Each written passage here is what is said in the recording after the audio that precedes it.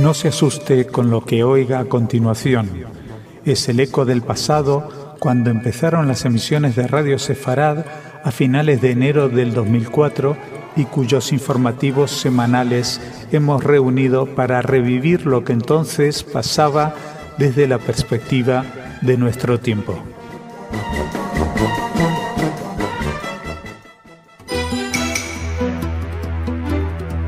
Señoras, señores, bienvenidos a nuestro espacio informativo. Les vamos a hablar del armamento de Hezbollah y de un reconocimiento que tiene como protagonista al ministro de Exteriores español Miguel Ángel Moratinos. También nos vamos a acercar a la librería de Barcelona, la librería neonazi de Barcelona y una vez más, vandalismo en un cementerio, en este caso en Chequia. Todo esto será en la primera parte del informativo, porque en la segunda Ana nos va a traer noticias de corte cultural, pero empezamos junto a Jordi. ¿Cómo estás? Hola, Masha, muy bien. Bueno, háblanos de esos armamentos que supuestamente tiene Hezbollah. El secretario de Defensa de Estados Unidos, Robert Gates, acusó este martes a Siria e Irán de suministrar al grupo islámico libanés Hezbollah armas cada vez más sofisticadas. En una rueda de prensa conjunta celebrada en Washington con su homólogo israelí Ehud Barak, Gates aseguró que Siria e Irán están proveyendo a Hezbollah de cohetes y misiles con una capacidad cada vez mayor. El secretario de Defensa estadounidense indicó que se ha llegado a un punto en estos momentos en el que Hezbollah tiene muchos más cohetes y misiles que la mayoría de los gobiernos del mundo, y eso es obviamente desestabilizador para toda la región y por eso lo vigilamos muy cuidadosamente. Barak aseguró que Siria respalda a Hezbollah de una manera dañina y que le suministra armas y sistemas que pueden cambiar o interrumpir el equilibrio tan delicado que hay en el Líbano. Según explicó la corresponsal de la BBC en Washington, Kim Gattas, esta es la primera vez que un alto funcionario de la Casa Blanca habla en público sobre el hecho de que Hezbollah esté recibiendo armamento cada vez más sofisticado. En cualquier caso, no lo confirmó el secretario de Defensa, que haya sido Damasco quien entregó al grupo los misiles balísticos Scud, cosa que había sido denunciada recientemente por el presidente de Israel, Shimon Peres. Por su parte, evidentemente, el primer ministro libanés aseguró que es Israel quien está buscando motivos para atacar a Líbano. En fin, seguimos. Les hablamos ahora de un reconocimiento que va a ser entregado en los Estados Unidos. Hablamos del ministro español de Asuntos Exteriores, Miguel Ángel Moratinos. Comienza hoy una visita a Estados Unidos para recibir un premio del Comité Judío Americano, uno de los principales colectivos judíos del país, en un acto en el que coincidirá con la secretaria de Estado estadounidense Hillary Clinton. El Comité Judío Americano hará hoy entrega a Moratinos del galardón Jan Karski, en reconocimiento a su labor en favor de la paz y de la memoria del pueblo hebreo. Esta organización, fundada en 1906, es una de las más importantes de Estados Unidos y tiene como fin promover los valores democráticos, el pluralismo y combatir el antisemitismo. Jan Karski, el nombre del galardón, era un profesor polaco que escapó de la invasión nazi y pudo informar a Occidente del exterminio que estaba teniendo lugar. En la entrega del premio, además, va a estar, además de Clinton y Moratinos, van a estar el ministro de Defensa israelí, Ehud Barak, y se prevé también la presencia del ministro de Exteriores holandés, Verhagen, y va a tener lugar en principio en un hotel de Washington con la asistencia de más de 1 millar de personas, y que, bueno, esto no es la primera vez que lo hacen. Ustedes, quienes siguen Radio Sefarad, saben que incluso Radio Sefarad tuvo el privilegio de poder asistir a los 100 años del Comité Judío Americano. Hay en nuestros archivos muchas de las grabaciones de las cosas que ahí se dijeron, de las entrevistas que pudimos realizar. Ha habido bastantes premiados hasta ahora, entre otros, pues ha habido un superviviente del Holocausto, Tom Lantos, el ex primer ministro sueco, Almark. Bueno, hay muchos nombres importantes que han sido premiados. Y seguimos, ahora venimos aquí a España para ver lo que es la justicia o cómo se cumple la ley. El diario ABC publicó que 2 años y 9 meses de cárcel fue la pena que el Juzgado de lo Penal 11 de Barcelona impuso el pasado marzo al dueño de la librería Europa de Barcelona, Pedro Varela, por difusión de ideas genocidas y por atentar contra los derechos fundamentales y las libertades de la Constitución. Y solo 1 mes y medio después, Varela, que fue presidente del grupo neonazi CEDACE, invitó a su librería a Manfred Roeder, un neonazi alemán que formó parte de las juventudes hitlerianas del ejército del Tercer Reich que defendieron protegieron Berlín del ataque de los aliados en 1945 y que más tarde fue próximo al Ku Klux Klan. Roeder fue condenado en 1982 y permaneció 8 años en prisión por 2 asesinatos, atentados y pertenencia a una organización terrorista que se dedicaba a colocar bombas en centros de asistencia a refugiados de ciudades alemanas. Bueno, y pasó 8 años por todos estos delitos. En la conferencia se titulaba La inmigración masiva y el futuro de Europa. : la solución. La verdad es que viniendo de un nazi la palabra solución da mucho miedo. Roeder ahí en esa charla defendió que, entre comillas, los nuevos bárbaros supondrán el fin de la cultura europea con el mestizaje y la bastardización, y en 2050 se habrá alcanzado el punto de no retorno en cuanto a la sustitución biológica de la población autóctona de Europa. Como no está claro que estas declaraciones, para alguna gente no está claro que estas declaraciones puedan conllevar un delito de difusión de ideas genocidas o justificación del Holocausto, para poder comprobarlo estuvieron ahí los Mossos d'Esquadra que vigilaron la librería para preservar el orden público, aunque afortunadamente solo habría unas 10 personas, pero bueno, se puede empezar por 10 personas y esto se va después difuminando entre más. Y estuvieron ahí, que es lo que hacen siempre, lo graban y luego lo investigan. Y seguimos, les hablamos ahora de vandalismo en la República Checa. Unos desconocidos destruyeron 80 tumbas en el cementerio judío de la localidad de Pristoupim. Según indicó un portavoz policial, el acto vandálico tuvo lugar entre el 21 y el 26 de abril pasados. El cementerio judío de esta ciudad fue fundado a mediados del siglo XVIII y estuvo en funcionamiento hasta la Segunda Guerra Mundial, cuando casi la totalidad de la comunidad judía local fue exterminada. Hay unas 600 tumbas, la mayoría de estilo clasicista, y fue restaurado por primera vez en el 91. Ya ven el tiempo que pasó. Y bueno, pues han sido ahora 80 tumbas víctimas de este ataque vándalo. Y por otra parte también está el cementerio judío de Kamenice nad Lipou, al sur de la República Checa, que también sufrió un ataque parecido a comienzos de abril. En ese caso fueron 13 las tumbas dañadas. Parece que en la República Checa hay que tener especial cuidado con lo que está sucediendo. Jordi, muchísimas gracias. Nos reencontramos mañana. Nos vamos ahora con Ana a hablar de cultura.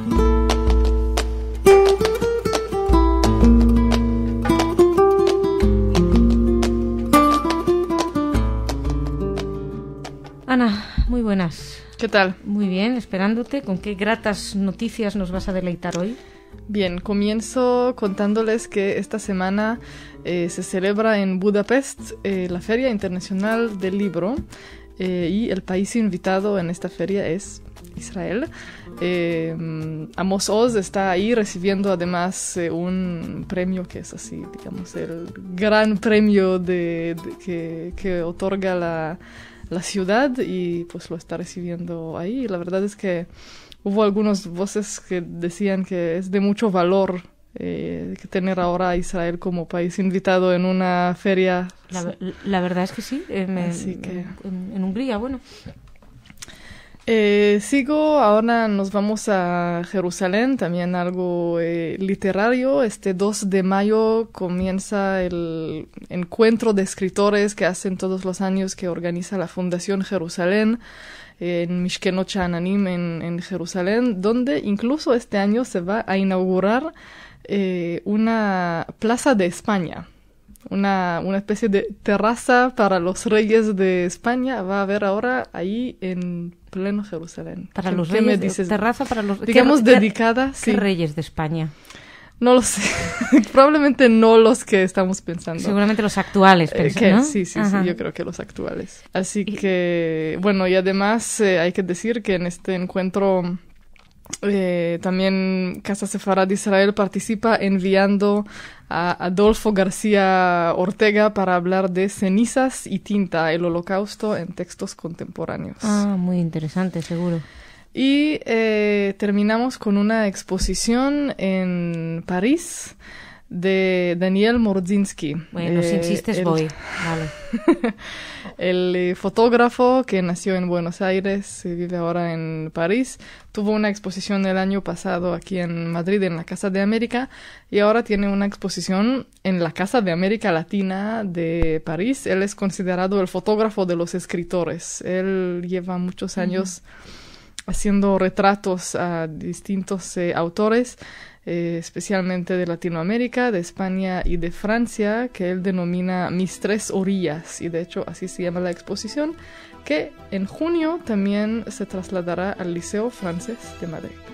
Bien, pues en junio tendremos la oportunidad de disfrutar de ella aquí. Ana, muchas gracias. Gracias. Nos reencontramos antes de junio, mañana. Sí. Señoras, señores, muchísimas gracias por su atención y nada, hasta mañana. Aquí seguimos.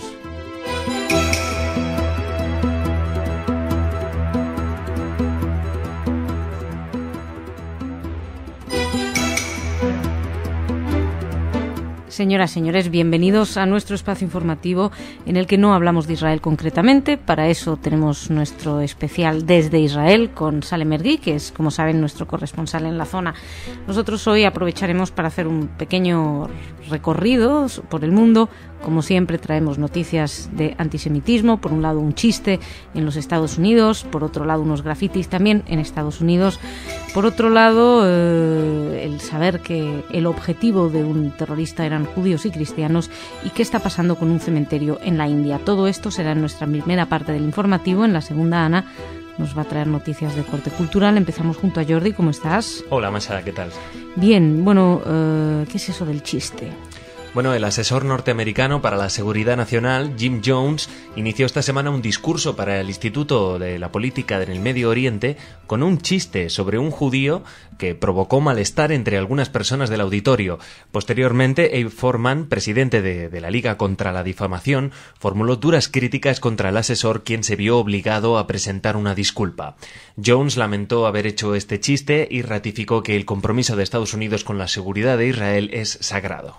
Sí, al parecer el chiste, dicen algunos, era de mal gusto, por otros era incomprensible. El caso es que empezó con ese chiste sobre un judío que quiere vender no sé qué a no sé quién. Pero parece ser que no ha habido demasiado escándalo. De hecho, Robert Gibbs, que es el portavoz de la Casa Blanca, no se refirió al tema durante su informe del día. Lo único que se limitó a decir que las disculpas hablaban por sí mismas y que era con razón. Así que parece ser que habrá quedado como una simple anécdota. Lo que no queremos que quede es lo siguiente, también con una simple anécdota, también en Estados Unidos. La policía de Concord, en New Hampshire, busca a los vándalos que rociaron grafiti antisemitas en un parque cercano a la Cámara Legisladora. Los grafiti incluían ofensas raciales y religiosas de grueso calibre y expresiones cínicas cargadas de xenofobia. La policía desconoce aún quién está detrás de esto, pero debido a que el alcance de los daños es inusual en la ciudad, fue algo que les llamó poderosamente la atención. La verdad es que, noticias de racismo de Estados Unidos no son novedad. Hay grupos de extrema derecha, grupos racistas, el Ku Klux Klan es el más famoso de ellos, pero sí que últimamente estamos viendo muchas, como si estuvieran disparando estos agresiones racistas, xenófobas, también antisemitas, de modo que es un poquito alarmante ver lo que está sucediendo. Y seguimos, nos vamos ahora a un sitio donde apenas existe el antisemitismo, casi no hay casos. Hubo un atentado en Bombay que sí que tuvo como uno de los objetivos una casa Lubavitch, un centro Lubavitch, pero generalmente en la India no ha habido problemas de antisemitismo, por eso nos llama poderosamente la atención la siguiente noticia. Y ha sido más en la ciudad de Panvel, en la India. Fueron destruidas lápidas de antiguas sepulturas judías y los esqueletos fueron arrojados al río.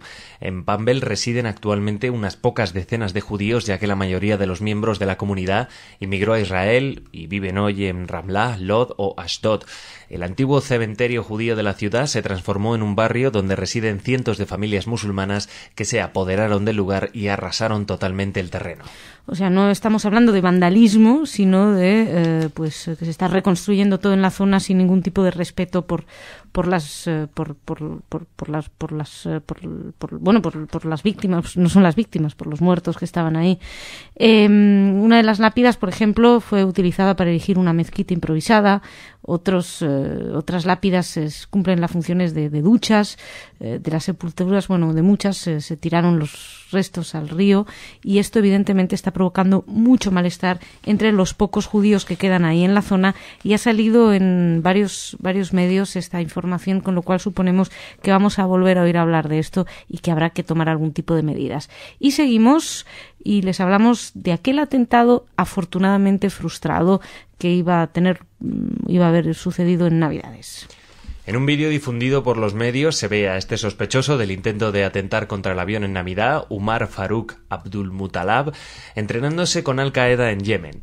El vídeo mencionado, obtenido y difundido por ABC World News, muestra al nigeriano de 23 años de edad disparando su arma y hablando en árabe sobre el ataque que se avecina. También puede verse a este hombre y otros tirando al blanco contra objetivos que incluyen, por ejemplo, una estrella de David o la sigla ONU. Hay que destacar que el vídeo fue difundido por Al-Qaeda. Ya saben que sí tienen la costumbre de filmar a lo que ellos consideran mártires, que el resto del mundo consideramos terroristas o asesinos. En general, también se destaca ahí que dicen en un momento que el objetivo son los judíos y los cristianos. Y terminamos aquí esta primera parte del informativo. Jordi, muchísimas gracias. Shabbat Shalom. Nos reencontramos la semana que viene. Nosotros ahora nos vamos a hablar con Ana de Cultura.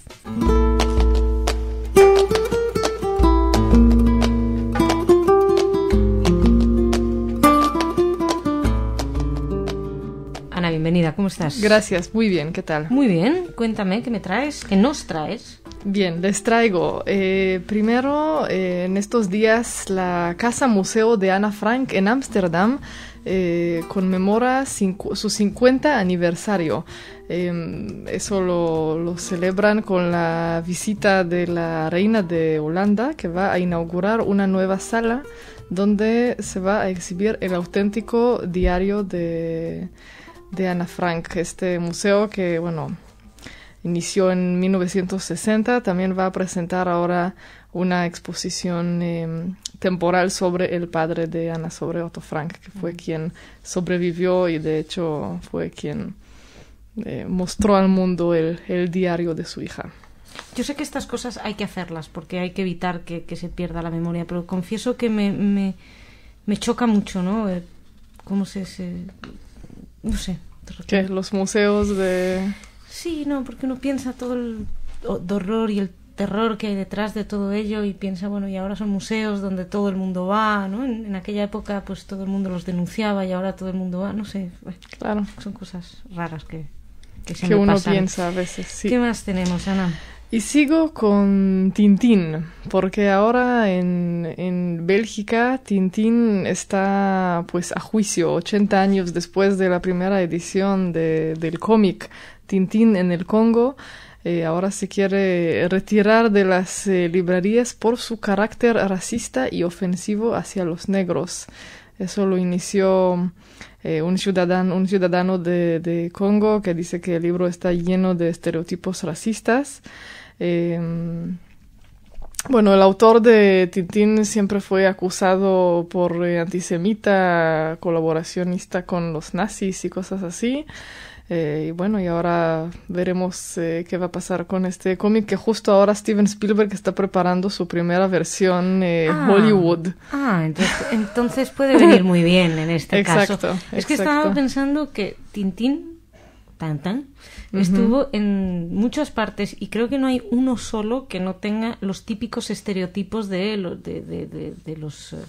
los pueblos a los que visitaba. Porque que los chinos podrían denunciar a todo el mundo. En fin, lo políticamente correcto llega a tanta. ¿Qué más? Y termino contándoles de un nuevo CD y DVD que sale en estos días de Barbara Streisand en concierto. Es un concierto del año pasado en el Village Vanguard, que es así un mítico lugar de jazz en Nueva York. Se llama One Night Only, donde está presentando pues el último CD que grabó en estudio, que se llamaba Love is the Answer. Y en este concierto podrán escuchar muchas de las grandes canciones que todo el mundo conoce. Pues como hay muchos fans de Barbara Streisand, hay mucha gente que está de enhorabuena ahora. Ana, muchas gracias. Shabbat Shalom. Shabbat Shalom. Hasta la semana que viene. Señoras, señores, muchísimas gracias. Shabbat Shalom y hasta la semana que viene.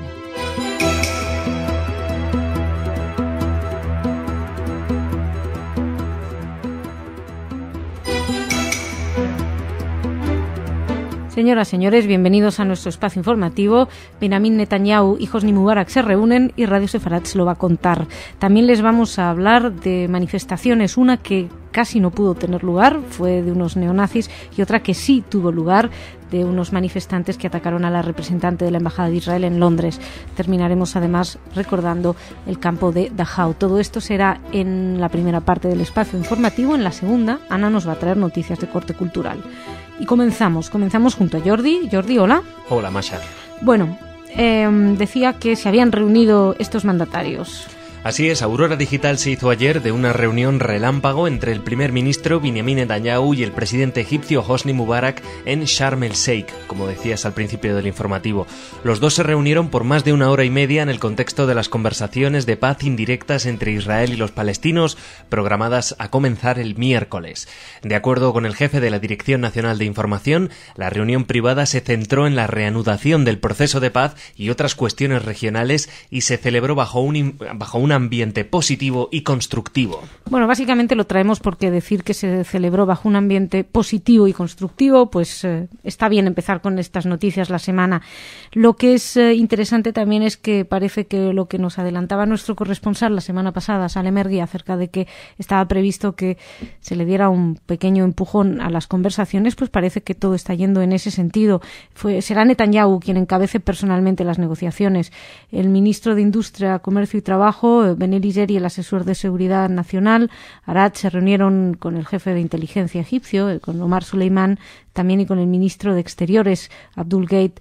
La visita de Netanyahu a Egipto se produce en un momento delicado porque hay que recordar que se está también hablando del tema de la no proliferación nuclear. Se quiere, que se quiere que Israel se desarme de armas nucleares. Israel supuestamente no las tiene. En fin, hay mucho de lo que hablar con respecto precisamente a todo esta carrera nuclear, que no olvidemos que al fin y al cabo todo viene del gran peligro que representa Irán, no solamente para Israel, sino para toda la zona. Y seguimos, nos vamos ahora a Europa a hablarles de una manifestación que no pudo tener lugar. Hablamos de una marcha de neonazis en Berlín que pretendía convertirse en una de las manifestaciones más importantes de la extrema derecha de los últimos años en Alemania y se vio frustrada por la intervención de miles de ciudadanos y de la policía. Más de 10.000 personas salieron a las calles del centro de la capital alemana para impedir la marcha convocada con motivo del 1 de mayo por diversas agrupaciones neonazis y a las que asistieron delegaciones extremistas de España, Italia y de la República Checa. No obstante, solo aparecieron unos 600 neonazis en vez de los 3.000 que se esperaban en las calles de la capital, según la policía, que desplegó 7.000 hombres después de que el año pasado registrara en estas mismas manifestaciones 400 agentes heridos. Bueno, no está mal. 600 neonazis, 10.000 personas en contra de ellos, 7.000 policías. La ruta prevista fue bloqueada precisamente por esas contramanifestaciones, con gente que se sentó en las calles. Es interesante que también hubo que detener a gente que estaba en contra de la manifestación. Por cierto, que entre los contramanifestantes estaba el vicepresidente del Parlamento del Partido Socialdemócrata, Wolfgang Thierse, que tiene 66 años y participó en esos bloqueos, y al final la policía terminó llevándoselo porque le estaba diciendo que se levantara, pero nada, no se quiso levantar, así que se lo tuvieron que llevar. El año pasado vimos unas imágenes muy duras y evidentemente se lo han tomado muy en serio para evitarlo este año. Así que, bueno, la cuestión es que no quieran manifestarse más. Bueno, seguimos. Les hablamos de otros manifestantes, que estos parece que tuvieron más éxito en su iniciativa. Manifestantes británicos atacaron a Tayla Lador-Fresher, representante de la Embajada de Israel en Londres, después de que la diplomática pronunciara un discurso en la Universidad de Manchester y la policía tuvo que ayudarla a salir del establecimiento. Los manifestantes esperaron a Lador-Fresher a la salida de la sala de conferencias e inmediatamente tras su salida se lanzaron sobre ella. La policía entonces tuvo que escoltarla hasta un vehículo policial, pero pese a la protección, los manifestantes atacaron el coche e intentaron romper las ventanas. Sí, la verdad es que debe haber pasado un muy mal momento por esa situación. Afortunadamente pudo salir sin sufrir heridas, pero el hecho es que el embajador israelí en Inglaterra, Ron Prosor, estaba bastante indignado y, eso sí, felicitó a la representante por su determinación. Enfatizó además que la embajada está a la espera de una denuncia del episodio por parte de las autoridades locales y las universidades del país. Era una clase que tenía que pronunciar la Adolf Fresher y había sido ya retrasada porque había miedo de que pudiera ser atacada. Se sabía que se estaban organizando varias manifestaciones violentas, pero ella, pese a todo, fue ahí y, bueno, efectivamente fue agredida, pero afortunadamente, como decíamos, no pasó nada. Y terminamos con un recuerdo. El presidente federal alemán, Horst Köhler, destacó el domingo, con motivo de la conmemoración de los 65 años de la liberación del campo de concentración de Dachau, la importancia de mantener viva la cultura de la memoria. El mandatario alemán instó a mantener el recuerdo de los espantos vividos durante el régimen nazi. Por otro lado, un exsoldado estadounidense que perteneció a la unidad que liberó Dachau entregó un mensaje del presidente de Estados Unidos, Barack Obama, en el que este afirmó que nuestra tarea es rendir honor al legado de los supervivientes y pidió a todos los habitantes de la Tierra que luchen contra la intolerancia y el racismo. Bueno, pues estamos hablando precisamente de esos 65 años de casi todos los campos. Estuvimos hablándoles de Auschwitz, hemos estado hablando también leímos aquel hermoso texto de Semprún. Y parece que cada vez más, ¿no?, la memoria es importante. Se está en este momento debatiendo en muchos aspectos. En España concretamente hay un gran debate, pero bueno, visto lo visto, por ejemplo en la noticia anterior con la agresión a esa mujer y los neonazis, que aunque hayan sido solo 600 son muchos, pues hay que plantearse ese recuerdo. Jordi, muchas gracias, nos reencontramos mañana. Nosotros ahora nos vamos a hablar, espero que de cosas más amables, en cualquier caso de cultura, con Ana.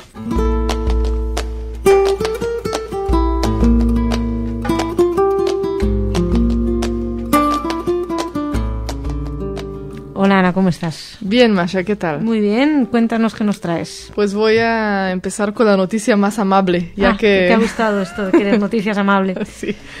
Es que no lo creas, pero a veces esto es un poco de aire fresco después de la primera parte. Sí, eso es verdad.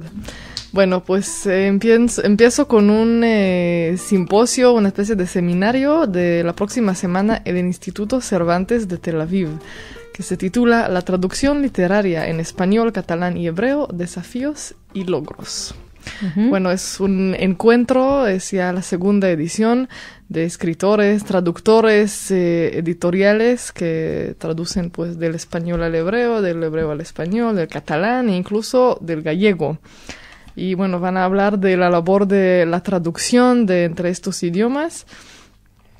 Así temas como qué se traduce hoy y por qué, el grado de aceptación, los desafíos sobre la traducción de poesía, sobre dilemas éticos, etcétera. Van a participar, de las traductoras que conocemos aquí, Raquel García Lozano, Ana Bejarano, algunos traductores como Yoram Meltzer, que traducen del hebreo a español, nuestro colaborador Uriel Cohn, que es editor de libros que se editan en Israel de literatura española y latinoamericana. Además de un experto en música jazz. Además. Y bueno, yo desde luego intentaré hacer alguna entrevista con alguien de ahí. Yo desde luego la escucharé. Sí. Y bueno, seguimos a otras noticias. La Casa de Sefarad, que es el Instituto de Cultura de Córdoba, esta semana grabó en su fachada los nombres de los 169 judíos cordobeses que fueron quemados por la Inquisición. Ellos lo declaran como un acto de justicia poética. Quieren pues darle nombres a estas víctimas, hacerles un homenaje de esta forma. Y nos despedimos con una despedida. Falleció el pintor israelí Avigdor Arija. El año pasado hablamos aquí de él porque hubo una retrospectiva muy bonita de su obra en el Museo Thyssen. Él nació en Rumania en 1929. Sobrevivió deportación a campos de concentración. Hizo aliyá, se fue a Israel, luchó en la guerra de independencia y después se fue a estudiar arte en París, donde vivió hasta su muerte la semana pasada. Bueno, pues aquí queda ese recuerdo. Ana, muchas gracias. Gracias a ti. pueden escuchar el programa que hiciste yendo a el Trazo Errante. Sí. Y poniendo... Arija o... Sí, no recuerdo el nombre del programa, pero bueno, pueden encontrarlo ahí. Muchísimas gracias por su atención. Mañana más.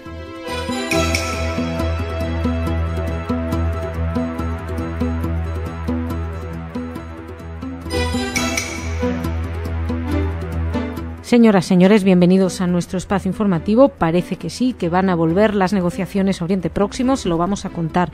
También les vamos a hablar de las últimas amenazas de Mahmoud Ahmadinejad, así como de incendios en sinagogas y en mezquitas, todo en la zona, en Oriente Próximo, y además también de la pena a la que se expone el terrorista de la India. Todo esto será en la primera parte de nuestro espacio informativo. En la segunda parte, Ana nos va a traer noticias de corte cultural, pero como es nuestra costumbre, empezamos por la sección más política, junto a Jordi. ¿Cómo estás? Muy bien, Masha. Bueno, decía que parece que sí, que va a haber negociaciones, se están moviendo algunas cosas en ese sentido. Así es, según indicaron este martes fuentes de seguridad palestinas e israelíes, Israel está considerando ceder más responsabilidades en cuestiones de seguridad a los palestinos en algunas ciudades de Cisjordania en virtud de los planes respaldados por Estados Unidos con el objetivo de reanudar las conversaciones de paz. Dichas fuentes señalan la ciudad de Abu Dis, en el borde de Jerusalén, como uno de los lugares más significativos donde Israel sopesa permitir a corto plazo patrullar a la policía armada palestina. El enviado especial de Estados Unidos para Oriente Próximo, George Mitchell, regresó el lunes a la región con la esperanza de reanudar las conversaciones indirectas en los próximos días. Algunos israelíes ven en esta cesión pues un posible compromiso por parte de Israel después de que Netanyahu asegurara que no iba a reducir la construcción de las casas en las zonas en disputa, a pesar de las peticiones norteamericanas. Obama, como recuerdan, pidió a Netanyahu cuando se reunió en Washington una serie de medidas para persuadir al presidente Mahmoud Abbas de que volviera a la mesa de negociaciones, ya que quien no quería sentarse era él. Y bueno, se habla de que pues parece ser que este es uno de los primeros pasos, una vez más un paso de buena voluntad para demostrar que sí que se quiere negociar. En cualquier caso, responsables palestinos de la policía en Abu Dis explicaron que se les ha comunicado que tendrán mayor control en la seguridad a final de mes y que entonces recibirán armas, porque en estos momentos son policías que están desarmados. O así lo informaba ayer algunas de las agencias informativas. Nosotros seguimos, les hablamos desde Viena, algunas declaraciones de Ahmadinejad que dejan bastante clara su punto de vista. El presidente iraní pidió el lunes que los estados que amenazan con utilizar armas atómicas sean castigados, en clara referencia a una nueva estrategia nuclear de Estados Unidos que Estados Unidos lanzó el mes pasado. En una reunión de los 189 signatarios del Tratado de No Proliferación Nuclear, Ahmadinejad instó a considerar cualquier amenaza del uso de armas nucleares o en un ataque contra instalaciones nucleares pacíficas como una violación de la paz y la seguridad internacionales. El líder iraní continuó su discurso atacando directamente a Israel, afirmando que el régimen sionista sigue amenazando a los países de Oriente Medio con su arsenal, sigue amenazando a los países del mundo con actos de terrorismo e invasión e incluso le dan la asistencia necesaria para su programa nuclear. Es fascinante. El presidente de un gobierno que ha dicho que quiere hacer desaparecer a un país del mapa, que además dice que quiere energía nuclear, que está engañando sistemáticamente a todos los controles y todos los servicios de inteligencia que están vigilando que no se arme nuclearmente.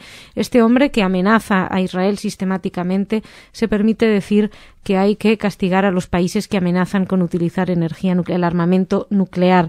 En cualquier caso, ante tanta desfachatez, las delegaciones de los Estados Unidos, de Gran Bretaña y de Francia se retiraron de la Cámara de la Asamblea General durante el discurso. Mientras tanto, además, por si las intenciones pacíficas de Ahmadinejad no habían quedado suficientemente claras, ayer pudimos ver cómo las fuerzas navales iraníes avisaban que iban a iniciar hoy, en principio hoy mismo, una nueva serie de maniobras bélicas en el Golfo Pérsico, en el Mar de Omán, en esta plena escalada de tensión política, ejercicios que van a tener lugar apenas 10 días después de que la Guardia Revolucionaria realizara unas prácticas similares en la misma zona. Además de que se probaron en su momento misiles en una zona de alto valor estratégico, también destacaron algunos miembros del ejército iraní cómo habían sacado fotos de buques norteamericanos, de un buque concretamente, y Estados Unidos ha hablado de la amenaza naval que está suponiendo también el juego iraní. En fin, vamos a tener que seguir, me temo, demasiado cerca y demasiado pendientes de esto. Vamos a hablarles ahora de unos incendios que están teniendo lugar en Oriente Próximo. Ustedes habrán oído hablar del de las mezquitas, pero sin duda no habrán oído hablar del de las sinagogas. 3 sinagogas fueron incendiadas en Jerusalén en el transcurso de una semana, lo que provocó temor de que un pirómano puede estar operando en la capital.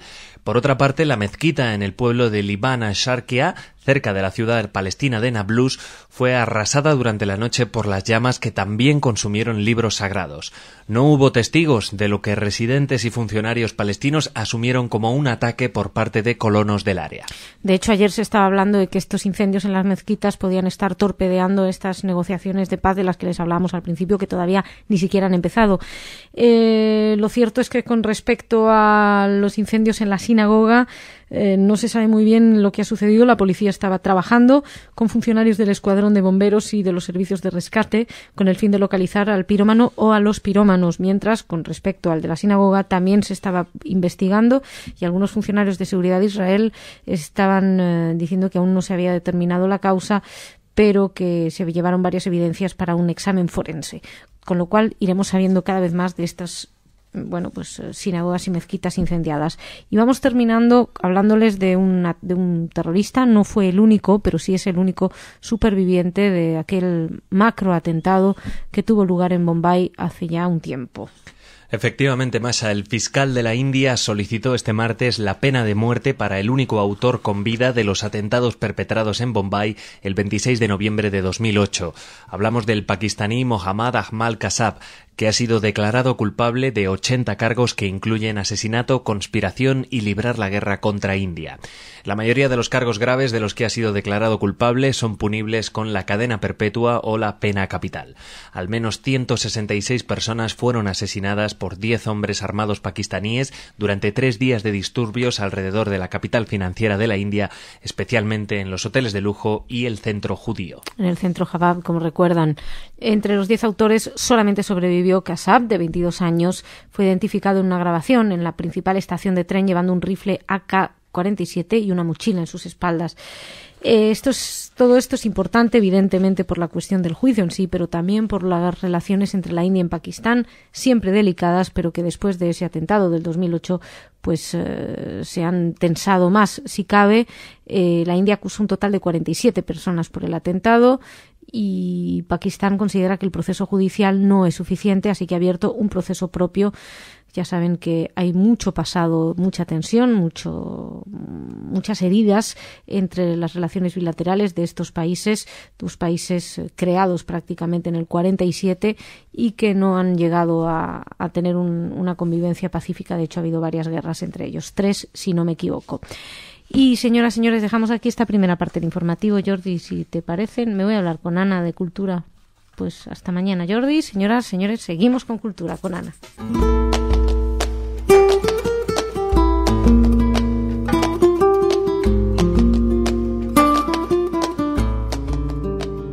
Ana, ¿cómo estás? Muy bien, Masha, ¿qué tal? Muy bien, esperando impaciente a tener tus noticias. Bien, pues en Córdoba esta semana se estrenó mundialmente la película Los Sabios de Córdoba. Una película, bueno, el nombre completo es Los Sabios de Córdoba, Averroes y Maimónides en su tiempo y en el nuestro. El año pasado nosotros entrevistamos a uno de los productores de esta película mientras se estaba preparando, porque, bueno, habla de estos dos filósofos cordobeses, Maimónides y Averroes, y también es como un recorrido para ver qué queda hoy de este diálogo intercultural. Así que... ¿Sabemos si la respuesta es que queda algo? No voy a revelar estos detalles porque, pues, para que vean la película. Bueno, ¿qué más? Y ahora les quería contar que en el Museo de Arte Bíblico de Nueva York se acaba de inaugurar la exposición La difícil comunión, judíos, cristianos y los retablos medievales en España. Ese es el nombre. Estás trayendo cosas con nombres muy complicados. Sí. Pero como yo sé que tú cualquier pretexto te quieres ir a Nueva York, También pues aquí tienes otro. Bueno, gracias. Lo hago por el trabajo. Claro. Bueno, la verdad es que en un artículo en el New York Times sobre esta exposición decía que representa un giro trascendental en el pensamiento académico sobre arte español, porque dice que las obras cuestionan que los judíos fueron expulsados de España. Eso yo no lo acabo de entender, porque dice debido a que a pesar del encauzamiento al cristianismo, siguieron practicando el judaísmo en secreto. Eso como que lo sabíamos, ¿no? Sí, pero... ¿Cuál es el giro, entonces? Que había más de lo que se pensaba. Voy a tener que ir a Nueva York. Vas a tener que ir a Nueva York. No me queda... Porque me tienes que explicar eso. Sí, no me queda Pero bueno, hay algunas obras de arte que son así de iglesias, cosas así, pero hechos por artistas judíos, hasta manuscritos de Maimónides. Bueno, suena muy, muy bonito y hay que averiguar. Iban dos en las que sale Maimónides. Dime la tercera si sale Maimónides también. No, pero sale Superman, ¿cómo ves? Ah, bueno, perfecto. Para variar un poco y salimos de la Edad Media, llegamos al siglo XX, no al XXI, pero al XX, porque en los años 30-40 fue la edad de oro de los cómics de superhéroes. Y una exposición en el Museo Judío de Berlín, que se puede ver hasta el 8 de agosto, se titula Héroes, Monstruos y Super Rabinos. Cómics con colores judíos. Está bonito, ¿no? Super Rabinos. Sí. Entonces son dibujos originales porque, como bien sabemos aquí, Batman, Superman, el Hombre Araña y todos estos, Spider-Man más bien, pues todos fueron compuestos por judíos que son descendientes de familias judías que huyeron de Europa, y de hecho está la interpretación de que todos estos superhéroes realmente estaban luchando todos contra Hitler, ¿no? Uh-huh. O sea... Sí, leí algo que era la versión moderna del Golem. Exacto. ¿No? Todos ellos. Pues muy bien, muy, muy multicultural en esta ocasión. Ana, muchísimas gracias. Gracias. Nos reencontramos mañana, señoras, señores. Con ustedes también nos encontramos aquí mañana. Muchas gracias.